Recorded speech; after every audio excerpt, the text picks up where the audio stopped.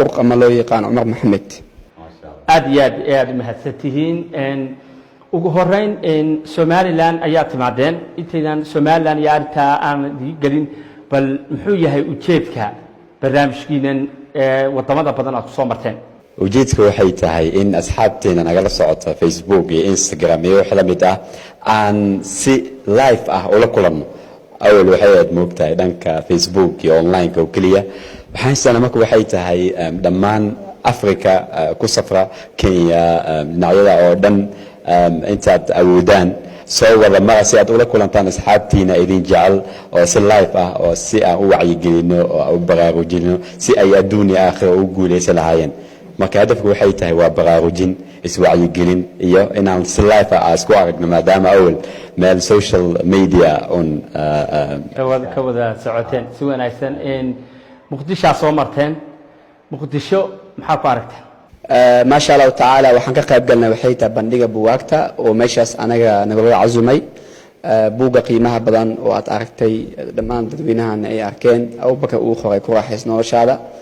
أي بندقة سن كقرب قل ما شاء الله تعالى ما ربنا وهذا سمالنا كم التهرجي سنة برعنا أساسه كله عند بورا منه عن صومرنا ما شاء الله تعالى waxaan rajayna meel kale jijigna soo marnay Kenya soo marnay meel kale insha Allah taala Uganda ay kamid tahay meel kale waan inaan tagna rajayna insha Allah taala hada waa joogteen Somaliland sawir ayaad markii hore haysateen magaalooyinka maxay idin ka baxay intaad joogteen wala sawir ka qoox badan yani maqaaxi kala duwan aadnay ustaad maxamed Umar subhanahu wa ta'ala xifdiyo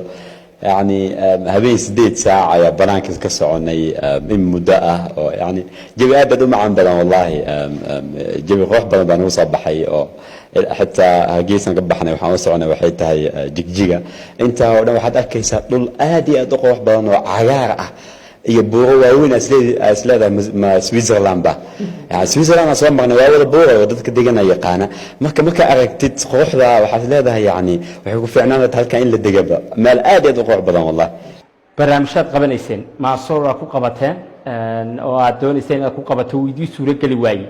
بحتى تدخل فربنا صورة عين كيا يا دريتاس يدي سمين سعيدك معنى عين كيا والله جعيب يعني انت اصحاب صوبته اسمه بحيا محيته وناقه اي خيرك اي جعليهن تا waxay cadeen u tahay waxay tahay halgeys ay boorama inay kamid yihiin dadka yani jacayl wanaaga ay khayrka boorama aadnay stadium ana waxa sideen waxay tahay stadiumka way ku filan tahay yani asaas sidii stadiumka waa soo buuxin doonaa in badan ay iclaamineen iyo wax la mid ah laakiin maxaa dhacay in stadiumka saddex jibaar ay yimaadaan anaga xataa meesha geli weynaba aad badan ay yimaadaan markaan arko wallahi habeenkaas baan say xawaay farxad iyo wanaag iyo jacayl kala kulanna wallahi ma sha Allah waxa jiray dad badan oo idi waayay ma soo kala dawaatay dhici weeday boorama waad ogtihiin dadku fara badan awgeed dadkaas ayaga maxaa leedahay inay la kulmaan jeclaa حقيقة waxay muujiyaan waa jacayl waxay muujiyaan waa wanaag laakiin anaga ahaanteena wanaaga noo muujiseen mid la mid ah waana inay muujinaa anaga waxaan jecelnahay kulamada aan qabanay in noqoto kulamo dhammaan laga faa'iideysto bal nabi sallallahu alayhi wasallam waa ogtahay madahib shaafiiciin ay qabaan saada duur markii qoraxda aad u kulaato marka qaarkood waxaa la amraa in dib loo dhigo sababtan maxay tahay dadka dadka saada maxaa u tagan lagu khushuuco kuleel daran iyo wix la mid ah lama ogol Soomaaliya kuleelkaas baaxada weyn wix la mid ah xitaa yani markii roob aad u badan daadad waxa uu qaaqo ay qabaanba in saad cishay maqrib xitaa guriyaha lagu duko wax kale ma ana salaada muhiimadeedu ma ahan in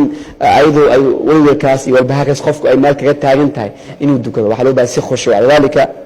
kulanka wacyigelinta waxa loo baahan yahay in dad dhan soo faa'iideystaan ay wax fiican oo nuxul ay guriyaha wala tagaan faa'iidada ka muhiimsan ماشي يعني دك مسألة سعودة ما أنت ماشي هول كحيران أما استاديوم كحيران وحلا ميدا يعني دك هدي أد دحجان وحي نفسي كلالكي علي نفتح وحلا جالة مواقع رجعنيسا وماي أنا لما جعلنا أصحابتنا وحنا جعلنا وناك وحنا جعلنا خير وحنا جعلنا مال خروح بدن وناك سن ويعني وناك بدن إن كلنا إسلامك وأبنا أمتنا مديخي كرتو يعني وتعالى لفظ أنا كتاوى أهمية أنا وبرسنا لكن أنت حتى مانيسو وإن سنوات سن حريص له سدجن أيقو قاب ولان أنا جانا ما شاء تساسو كله سواء سواي إن لبوا علي إسراعان ولي بالصومالي ده inta badan ma dhacdo maxaa idii suurtageliyey inaad walaala israacdaan bal arrintaa ka war waxaa noo suurtageliyey waxay tahay horta anaga mar walba markaan yaran xitaa waa isla jojoog marka nolosha qayb badan waa wadaagnaa taa ayaa suurtageliyey iyo si fudud waa isku fahmaynaa yani mar walba qof walba nafsadiisa wuxuu la jecel yahay qofka kalena uu la jecel yahay marka waxaan iska soo qaadnaa waxay tahay in gacan midig iyo bidix aan kala nahay oo kale hal qof ah aanan kala maarminba yani aniga waxaan dhahay waxay tahay cumar yani ma ahan qof walaalkayga oo kale bal waa aniga waaba aniga yani wax walba ana ay u baahan tahay sir ani maba lehiba dhinaciisa dhinaciisa wax walba ana ay u baahan tahay si walba ahaato waa asiga waa sida abubakar uu sheegay yani abubakar waa cumarna waa abubakar taana waxay tilmaamaysaa waxay tahay ilaa khayras iyo waalidiinteena qayb weyn bay ka qaateen in markaa yareynay inay nawalaalayn jireen yani isku meel aan seexa jirnay markaa yareynay isla weynaanay isla untahay jirnay isla socon jirnay isku iskoola ahaynay dugsigii waxbarashadii jaamacaddii dhinaca diini dhinaca yani saas maadiga yani taa dhan waxay tilmaamaysaa yani wanaagii kalgaceelka isla socodka taa waa midda koowaad labaad walaalkayga iyo asxaab daawan aan leeyahay calaaqo kasto relation kasto oo dad ay calaaqo kasto laba qofood ay dhex marto xiriir kasto laba qofood ay dhex marto xiriir laba kala baxaan mid waa cumqi midna waa saطح mid gudaha ku jirtaa midna waa kore de waa asxaab gooni laakiin wax isku ma wax yihiin midda yani cumqiga oo dhexda ku jirta oo aan la gooyin karin curwatul wifqaaga ah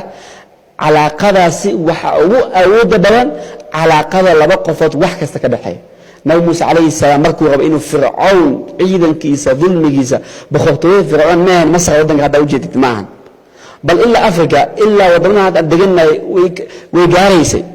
soo maahan way gaaraysay ilaa dhulka carabta ay qayb ka haysteen markuu rabo boqortooyadaas inay bedelaan ay wanaag u fidiyaan maxay sameeyeen wuxuu dhahay akhii haaruun huwa afsaxu minii lisaana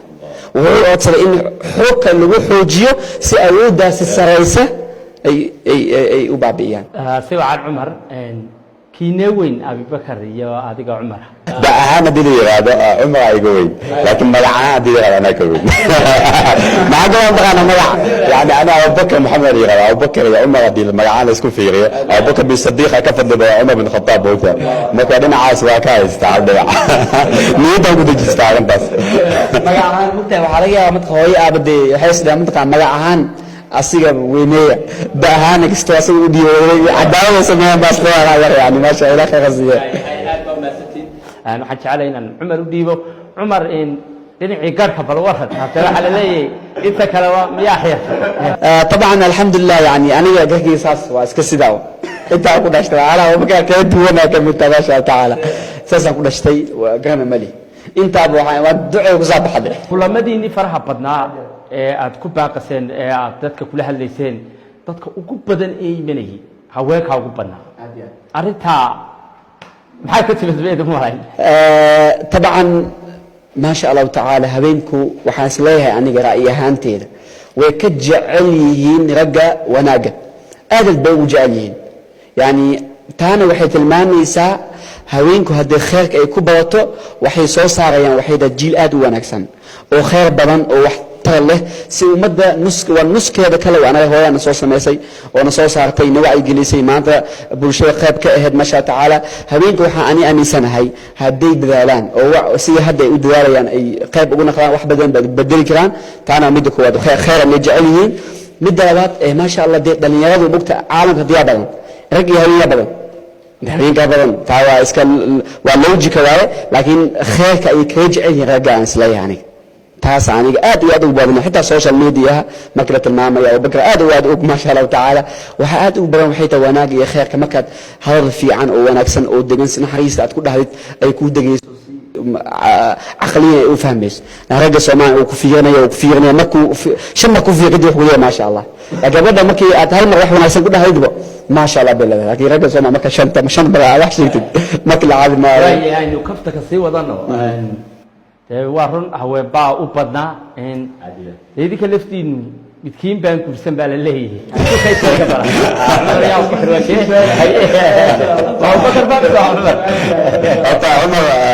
uu guursaday ma sha Allah wax kale ma dhahoyay أنا مجوزة ما شاء الله jidban weli maanan guursan waxaan ka mid ah musharaxiinta ka mid ah waa ku soo dhaweynayna weliba tamaraha Soomaaliland Soomaa wadaadina diyaar aan midiibayo insha Allah intii aad wada socoteen oo barnaamijkeena waqti dheer ayaad bilowdeen maxaa idinku la yaab badnaa ama idinka dhexdiina idin soo dhaxmaray ama ba si guud barnaamijkaad wadeen wallaahi dadka jaceelkooda wanaagooda sida u jecel yihiin wanaaga sida u jecel yihiin khayrka khaasatan dhalinyarada sida ay ugu ooman yihiin in la wacyigeliyo aad iyo aad baan u jeclaysanay taana waxay keentay xitaa anaga sii wadno aan dhahno dhalinyarada noo baahan yihiin yani baahidaas anaga kulli ma dabooli karno waxaa loo baahan ummadda dad badan inay ka kacdo oo wacyigelinta ay aad u farabadiso dhinaca adduunya haato dhinaca aakhira haato si bulshadeena ay u horumarto horumarkana waxaa sabab u ah waxay tahay waa dhiirigelinta sidoo kale waxyaabaha ugu cajibka badnaa anaka waxaa ka mid ah waxay tahay mararka qaarkiis adoo socdaa midaa oo ku leeyahay yaa ayuha alcaab yaa ayuha assalaamu calaykum min fiin utagaalo caraba ugu madana intan markaa sama ku leeshin alla ma soomaali baa dhahay buu leeyahay marka maasha allah waxyaabaha anaka ka mid tahay Soomaaliland intii aad joogteen waxaad hore ula kulateen wasiirka diinta awqaafta Soomaaliland Sheekh Khaliil Cabdillaahi Axmed iyo madaxweyne ku-xigeenka Soomaaliland Cabdiraxmaan Cabdillaahi Ismaaciil Sayidci oo aad maanta la kulanteen ka warrama sidii ay idin soo dhaweeyeen wallaahi si wanaagsan ay maxtooyadu nagu soo dhaweeyeen oo aad iyo aad u qurux badan waxay nagu dhiirigeliyeen waxay tahay inaan wacyiga gelinta dhalinyarada aan aad u badino oo aan sii xoojino aan sii wadno taa mid koowaad labaadna anagana waxaan guddoonsiinay buuga oo baka uu qoray kooxaas nolosha ma sha Allah taala de si fiican oo qalbi furan ay noo soo dhaweeyeen waana u mahad celinayna ma sha Allah taala jazakumullahu khayr baan leenahay إلى سبحانه وتعالى ذلك أودان هيدن كحوجيو أنا سيدو كلا ولا سقوح بان يسود وياي شرب بينه هيتين هالكلام نوقع زومي ما كان كدبنا خير يبغى على كل الناي يدي رجلين تعمر وشيء سيدو كلا بوجنا الحمد لله ووديني سفي عنا وضعنا إن علماء بدنا يجروا محاضرين قرطة أن تذكر كسوقيب قرا عشرة يبيحنا يعني ما دينت أي في دينا يعني ويريهن إذا كان خلقي أنت عليك يا صبحي maxaad ku kasbateen baad isleedi ilaahay subxaanahu wa ta'ala wanaagana waafajiyo khayrna hana waafajiyo taban dhalinyarada waxaan isleeyahay dadka soo baxay badan dhalinyarada badnaayeen dhalinyarada waxay aad iyo aad u xiiseenayaan waxay tahay dhalinyaro kale oo fahmayo qaab luqad oo wanaagsan kula hadlayo wacyigooda waaqicooda kula hadla taas aad u jeceliin sababtaas koow keenta isleeyahay dhiirigelintaas anagana waxyaalaha aan doonayna waxa ka mid ah qaab fudud oo wanaagsan oo dhiirigelin ku jirta marna xaaladahooda dareemaya waxaan ka hadalnaa badanaan waxay tahay waa xaaladooda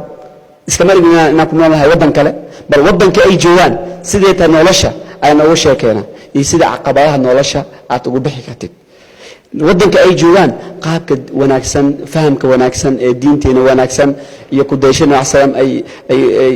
maxay ugu dhaqmi lahaayeen taas anaga yani aan ugu sheekaysan waaqicooda ugu sheekeeno 100 sano ka hor ugu sheekeen 200 sano ka hor ugu sheekeen wax aan dhici karin ama wax la soo dhaafay ama wixii la mid ah meesha ay jadii baadiye joogaan baadiyan kala hadlayna hadii joogaan magaalo waxa kala hadlayna magaalo yani wix taa iyo wix la mid ah iyo waaqic ku sugan yihiin aaladahan maanta technology soo baxay iyo wix la mid ah dad badan ma tuxjal aqliyan loo qanciyo waxaan isku daynaa waxay si aqliyan u qancino aqliyan oo logicna u qancino anagu adeegsan nusuusta diinta iyo psychology ahaan iyo wixii aan soo baranay oo diinta kamid ah way Abi Bakar Soomaaliland hadda maalimo kooban ayaad dabcan joogteen meelo badan ayaad Soomaaliland marteen markaad eegto wadooyinka iyo dhismayaasha iyo arintaas iyo dadka maxay ka baxay والله waxyaabo qoox badan arkay dal nabad ah barwaaqo ah amni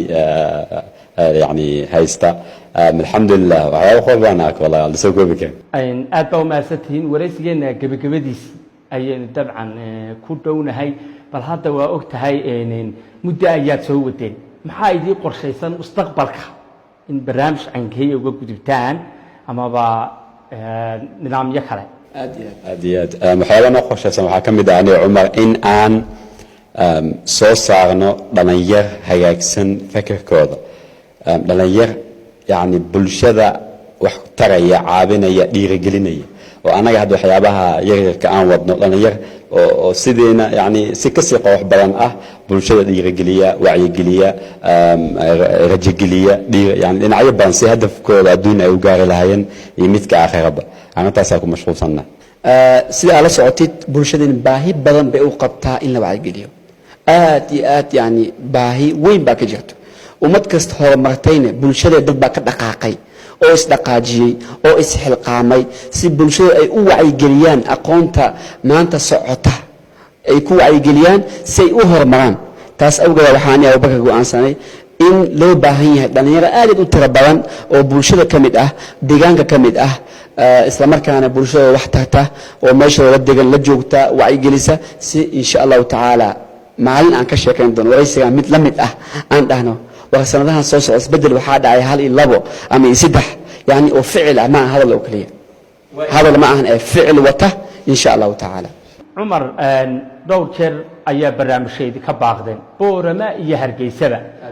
مقال الله يدك صوت طبيعي وحشرتين حالة أمان أي أسورة جلويين محا أردت تفسير أركيسان أمانهن بورمان أمانهن محاوج كذي طبعا ما كان بدل ما شاء مجرد ساعة بقدر أقول شيء هويس ديت ساعة أما لبده هبين لما أنصعنين وضبع يوحل بدا يعني ملاذ كده حصنا ومال يدو أمني بدا ما شاء الله تعالى لكن جدول وحيت هاي دي سالس أوتيت ماشي هدي جخنا قطو إيش دحيا عيان أي ورس أي مال فلسطين أي سنجرين أو بدك إسكوبوق وحلا مدا دي مقطع أمد وأنا كالمسيح وحاجة ماشي هول كان أنا لو قبنا وحنا أنا نفتي مرتيا كنا أنا يسكمليهن ما أنا علينا معه marka qod waxa kula soo gudboonaanayso waxay tahay xaaladda inaad bedeshid ama ba yani si aysan dib u dhicin dib ka sii taadaran yani maanta waxaan ka hadlaynaa kuleel ama dadkii aysan neefsan karin wixii la mid ah dadka badnaashooda awgeed oo jaam ee wax la mid ah hadii dib dhacam qof uu ku dhaco sida xajka wala socdo zaman hadii dhibaato dhacam qof uu ku dhaco ama qof oksijiin ku yaraad ama qof wax istaago day soo kama dhib badno meelaha aan ku qabanaynay ayaa aad iyo aad cihiir intay noqotay ay jaam noqotay dhibaato badan ay noqotay taa awgeeda waxay noqotay inaan dib u dhigno si ay meesha moogtahay naftay martiyaan ku ahayn meesha ma aan lahayn ma ahay maysan ahayn dad martiyaan oo meel baan ay inoo saamaxeen wax ku qabano dadasna moogtahay dhibaato kale ay ku dhacdo dadkii meesha ma dhibaato ay ku dhacdo waa dhibaato dadweynaha reer Hargeysa aadayay hadda idii sugayaan goorma ayaa idii qorshaysatay inaad Hargeysa la hadashaan insha Allah ta'ala wala laamid doona wala sheegi doona laakiin maalmaha soo socda insha Allah jalwadkiina guud goorma ayuu ku eegyahay ee dalka joogisa wallahi xaqiiqatan inaha maanta ay jeedina baxnayd sida qorsheen ay ku socotay wallahi laakiin jaalan jacalna walaalaheena jacalna asxaabteena jacalna hay yani qof kastoo jacal ayaan u joognaa hadda taawga aan u qabano kulan kale oo insha Allah aan ka faa'iideysano insha Allah aan isbaarujino insha Allah aan aragno جعلك قلبي مكتفعل بان جعلك هذا معه فعل بان موجود تاسو معناه إن شاء الله حتى ربيد ما سو كلن طبق ما يدي قرشيسي سمالا كوسا نقول إن شاء الله طبعا سمالا وإيماننا وإن شاء الله أداء هذا ليس أداء وبكر سوق بدي سوق ملا أنت ودي جدينا مش ربي جزاء أنا ما هو نظام ما شاء الله وقت بيتي من ريان سنة يا ياد هذا قيسان وقت بيتي waxaan u mahadnaqayaa dhammaan bulshada ku nool Soomaaliland aad bay u mahadsanyihiin si wanaagsan ay noo qaabileen waxaan aad soo u mahadcelinayaa waxay jawaalkeena aad iyo aad garab istaagay oo maalmahan dhan sabab u ah bacda Allah subhanahu wa ta'ala dadaalayay aan daalaynin haweenan aan jiifanaynin nabadayay nakaxeenayay wixii lama dib kasto dushii saaranay waa keen Ustaad Maxamed Umar taana ma sha ta'ala geelgelin bayna siisay inaan aan joogsanin asxaabteena ay ka qiim badan yihiin wax kasta ma sha ta'ala awaakiis kuma guud kan wax kale oo duceeyna insha Allah ta'ala iyo wala badan ma sha ta'ala xamda ay kamid tahay walaha buugu daabacay iyo adiga ma sha ta'ala maanta maraysanaya dhamaan ma sha ta'ala inta sabab u aha wala buran soo dhaweeyay jamciyada nuur al-islam iyo dhamaan ma sha ta'ala inta sabab u ah ama ka qayb qaadatay in anaga yani wax aan qabsana mastaan ahaato wixii ahaato waxaan leenahay waa maasantiin jazaakumullah madax shacab kulli bulshada oo dhan way maadsanyihiin sidoo kale waxaa maadalnaya waxay tahay madaxweyne ku-xigeenka Soomaaliland iyo sidoo kale wasiirka awqaafta iyo diinta iyo dhammaan shacabka kala duwan ka soo qayb galay kulamada iyo sidoo kale Ustaad Maxamed Umar iyo dhammaan walaalaha Ilaahay subhanahu wa ta'ala xifdi jazaakumullah khayr way aad baa maasantihiin maadaama dee cumar isagu uu kaa wen yahay barnaamijka waan soo xidhaynaa abibakar ayaan ku sharfayaa inaad barnaamijka inoo soo xidho aad baa waasantahay dhammaan walaalaa daawanaya aad baa idinku mahadcelinaya allah subxaana watacaala adin xifdiyo yaliiloomin de like iyo comment naga bixiya asalaamu calaykum barnaamijka waakeena badri inoo daadahinayay intaas ayuu ku egyahay aad baa umahadsan tahay adiga iyo dhammaan yani inta ku taageertana way mahadsan yihiin ama daawanaysa maasha tacaala asalaamu calaykum waraxmat ullaahi wabarakaatu حياتي مع الله أجمل مع الله تحلو الحياة حياتي مع الله أجمل مع الله تحلو الحياة حياتي مع الله أجمل مع الله تحلو الحياة وقلبي